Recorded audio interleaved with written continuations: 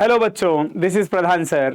मैं आज आपको बताने वाला हूँ मुंबई यूनिवर्सिटी के सिलेबस के बारे में। और बेसिकली मैं आपको ये बताऊंगा कि मुंबई यूनिवर्सिटी के मैकेनिक्स में आपको क्या क्या पढ़ना है, आपकी मार्किंग स्कीम क्या होती है, मुंबई यूनिवर्सिटी द्वारा कौन कौन से एग्जाम्स होते हैं, ये इंटरनल एग्जाम्स होने दो या फाइनल एग्जाम्स होने दो या फिर उनके टर्म वर्क्स बोले तो इंटरनल असाइनमेंट के मार्क्स कितने रहते हैं। और चौथी चीज है, there is one thing which is called as practical oral exam. Okay, so बच्चों, सबसे पहले मैं ये बताना चाहता हूं आपको कि हमारे मैकेनिक्स सब्जेक्ट के अंदर कौन कौन सी मार्किंग स्कीम है, उसको कितने क्रेडिट्स हैं। ठीक है, so this one is your marking scheme. Okay, so in mechanics आपको कॉलेजेस में 2 घंटा मुंबई यूनिवर्सिटी की तरफ से थियरी लेक्चर कंडक्ट करने के लिए 2 घंटे का थियरी लेक्चर है और 2 घंटे के प्रैक्टिकल्स है। So total in a week, एक हफ्ते के अंदर आपको 4 घंटे की क्लास होने वाली है। 2 घंटा प्रैक्टिकल के लिए और 2 घंटा थियरी के लिए। ओके, और इस सब्जेक्ट को असाइन किया है टोटल 3 क्रेडिट, 2 क्रेडिट थियरी के लिए और 1 क्रेडिट प्रैक्टिकल्स के लिए। ओके, ठीक है बच्चों। सो फिर मैं आपको जैसे बता रहा था कि मैं आपको बताने जा रहा हूं कि मुंबई यूनिवर्सिटी में इंजीनियरिंग मैकेनिक्स के लिए टोटल कितने मार्क्स होते हैं। सो टोटल मार्क्स जो हैं वो मैकेनिक्स के लिए कितने असाइन किए गए हैं, 150 मार्क। उसके अंदर आपके 2 इंटरनल असेसमेंट टेस्ट होने वाले हैं। इंटरनल असेसमेंट टेस्ट, हर असेसमेंट टेस्ट कितने मार्क का होता है, 20 मार्क का। 20 मार्क के 2 exams, 20 + 20 what is that, 40 mark ही आपके इंटरनल असेसमेंट टेस्ट हो गए, प्लस 60 मार्क का फाइनल एग्जाम होता है जिसको बोला जाता है end semester examination. So total 40 और 60, 100 मार्क के थियरी एग्जाम्स हो गए।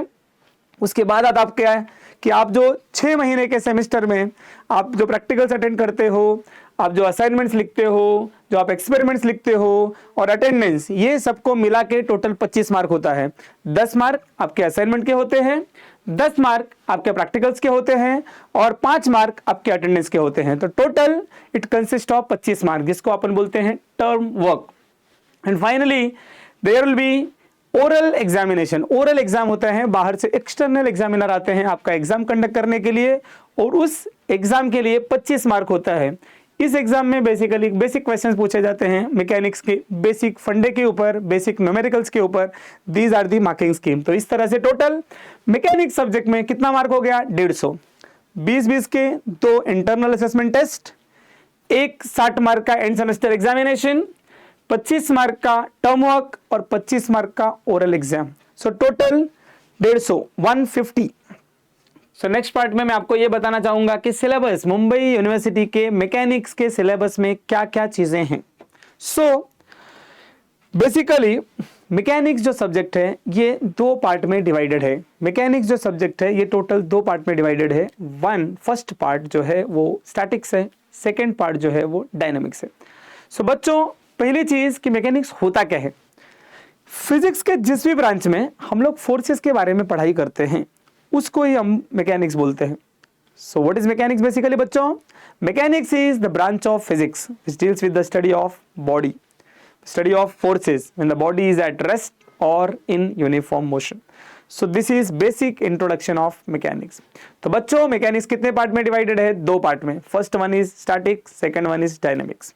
सो टोटल मैकेनिक्स 6 मॉड्यूल है, जिसमें से 3 मॉड्यूल स्टैटिक्स के हैं और 3 मॉड्यूल डायनेमिक्स के हैं। सो जिसके अंदर जो तुम्हारा फर्स्ट मॉड्यूल है that is related with the force system. Second module जो है that is related with the centroid. Third module जो है that is related with the equilibrium and friction. ये 3 मॉड्यूल ऐसे हैं which correlates from the statics and बाकी के जो 3 मॉड्यूल हैं that is from the dynamics. तो डायनामिक्स का जो पहला मॉड्यूल है that is kinematics of particles, जो दूसरा मॉड्यूल है that is called as kinetics of particles and जो तीसरा मॉड्यूल है that is basically robotic system. So ये टोटल इस तरह से आपके मैकेनिक्स में total module 6, 3 from the statics और 3 फ्रॉम द डायनामिक्स। सो बच्चों, अब मैं आपको हर टॉपिक, जो भी हम 6 मॉड्यूल की बात किए हैं, हर टॉपिक के बारे में small introduction I tell you. कि हर मॉड्यूल में हर एक चीज़ें क्या बताती हैं। अगर आप देख रहे होंगे स्क्रीन पर, as per as the syllabus is concern, सबसे पहली चीज़ फोर्स सिस्टम होता क्या है। तो फोर्स सिस्टम क्या है, कोई भी सिस्टम जहां पर फोर्सेस एक्ट हो रहे हैं, वो जो जगह है, जो सिस्टम है, that is called as force system. Force system is nothing but what, the system, the place where all the forces are acting, जहां पर फोर्सेस लग रहे हैं उसी को बोलते हैं force system. Based on the nature, वो फोर्सेस किस तरह से हैं, कैसे कैसे हैं, उस फोर्सेस को हम 3 पार्ट में डिवाइड करते हैं। पहला चीज कॉन्करेंट फोर्स सिस्टम, किसको बोलते हैं, जब सभी फोर्सेस, जितने भी उस सिस्टम में फोर्सेस हैं, वो सब के सब एक पॉइंट से पास हो रहे हैं, तो उसको बोलते हैं अपन concurrent force system. Second one parallel force system, जो भी फोर्सेस हैं अगर वो सब एक दूसरे को पैरेलल हैं, then that is called as parallel force system. And the third one, when all the forces which are acting in the system, वो सब न तो पैरेलल हैं और न ही एक पॉइंट से पास हो रहे हैं, तब उस फोर्स सिस्टम को बोला जाता है जनरल फोर्स सिस्टम। पहली चीज ये हो गई, what is nothing but the force system. दूसरा चीज, बेटा जब फोर्सेस अप्लाई होता है ना, तो क्या होता है बेसिकली, अगर हमने किसी भी पर्टिकुलर बॉडी को एक जगह से खींचा या उसको मैं पीछे से धक्का मारूं, तो इसका मतलब बॉडी के ऊपर कोई फर्क नहीं पड़ता है।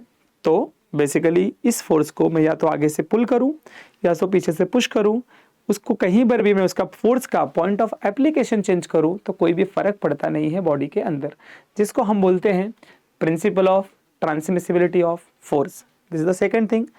थर्ड थिंग, ये जो फोर्सेस हमने पढ़े हैं, उन फोर्सेस को जब बहुत सारे फोर्स एक्ट होते हैं, तो कंबाइंड हर फोर्सेस का टोटल हटा के एक वैल्यू दिखाना इज कॉल्ड एज रिजल्टेंट। मतलब मुझे सिस्टम के अंदर बहुत सारे फोर्सेस लग रहे हैं, लेकिन हर फोर्स को हटा के अब मैं पूरे फोर्सेस को किसी एक फोर्स से रिप्लेस करना चाहता हूं, तो हम उसको बोलते हैं resultant. Okay, now the second thing, resolution. What exactly is resolution? अगर हम 2 डायरेक्शन या 3 डायमेंशन की बातें करते हैं, किसी भी एक फोर्स को 2 स्टैंडर्ड डायरेक्शन या 3 स्टैंडर्ड डायरेक्शन में दिखाने को हम बोलते हैं resolution. These are 2 things. Third thing जैसे मैंने बताया, one is called as resultant. Okay, चौथी चीज ऐसी है कि there is one thing which is called as moment और कपल और torque.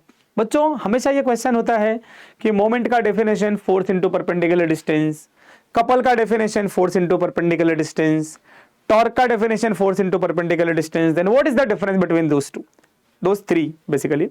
So what is couple? First of all, couple is basically when 2 equal and opposite forces, 2 parallel equal unlike forces forms couple. So this is going to either rotate the things or the body will be in the position to rotate. That's the first thing.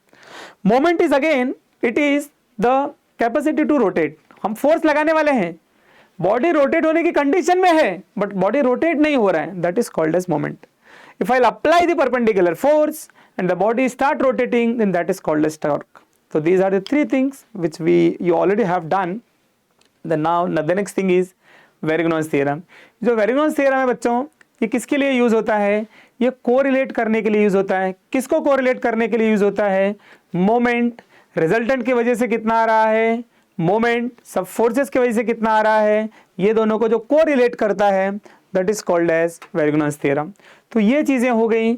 उसके बाद जैसे मैंने आपको बताया कि 3 type के forces हैं, लेकिन उसके पहले यू शुड नो कि बेसिकली जब फोर्स सिस्टम की बात करते हैं हम लोग, तो initially there are 2 types of force system. One is called as coplanar, second is called as non coplanar. Coplanar का मतलब ये होता है कि जब सब फोर्स सिस्टम एक ही प्लेन में एक्ट हो रहे हैं तो उसको बोलते हैं कोप्लेनार फोर्स सिस्टम। और जब फोर्सेस हवा में हैं, they are in the 3 different directions, they are not in same plane, then that is called as non coplanar force system, जिसको बोला जाता है forces in 3D, जिसका दूसरा नाम है force in space, and that's what is called as the last one, this is called as non coplanar force system. Okay बच्चों, this is from the first module. Okay बच्चों, now the second module which is centroid. Centroid क्या है basically? Centroid is nothing but, आप simple भाषा में आप ऐसा बोल सकते हैं, this is aerial center, जहाँ पर पूरे बॉडी का एरिया लाई करता है। कोई भी प्लेन लेविना, कोई भी कॉम्पोजिट लैमिना जिस टोटल का एरिया किस पॉइंट पर लाई करता है, जैसे आपने पढ़ा था centre of mass, centre of mass में क्या करते थे हम लोग, एक ऐसा पर्टिकुलर पॉइंट जहां पर पूरे बॉडी का मास लाई करता है उसको बोलते हैं सेंटर ऑफ मास। उसी तरह से पूरे बॉडी का एरिया जहां पर लाई करता है that is called as centroid. That is the second module. Okay बच्चा लोग, now the third module is equilibrium and friction. Now the third module is equilibrium and friction. Okay, now बच्चे लोग आपने सब इक्विलिब्रियम ऑलरेडी पहले पढ़ चुके हो। इक्विलिब्रियम का मतलब होता है बॉडी जगह पर होनी चाहिए, मींस बेसिकली कब होएगा जगह पर, जब उसके ऊपर अप्लाई होने वाले टोटल फोर्स का एडिशन कितना होगा, 0। That is called as equilibrium. So equilibrium ये हम पढ़ते थे पहले, लेकिन इक्विलिब्रियम होता क्या है, जब उसके ऊपर अप्लाई होने वाले सब फोर्सेस का वैल्यू 0 होगा, उसके ऊपर अप्लाई होने वाले टोटल मोमेंट का वैल्यू 0 होगा। जब ये कंडीशन सेटिस्फाई करेंगे वो, तो उसको बोलते हैं इक्विलिब्रियम।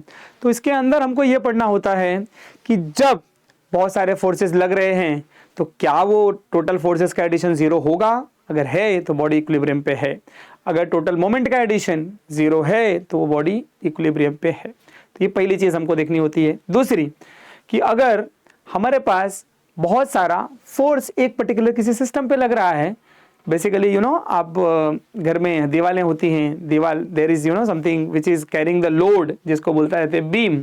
सो बीम के ऊपर बहुत सारे फोर्सेस लगते हैं, तो वो फोर्स किसी एक एंड पर कनेक्ट होते हैं, those are called as supports. जब हम कहीं जगह जगह पर खड़े हैं तो there are you know support which is you know supporting us to stand somewhere, है ना। तो there are different types of support reaction. Support reaction is what, reaction जो किसी सपोर्ट के वजह से, सपोर्ट को हटाते हैं तो वहां पर कोई तो एक फोर्स जनरेट होता है, जिसको क्या बोला जाता है, support reaction. These are the second thing.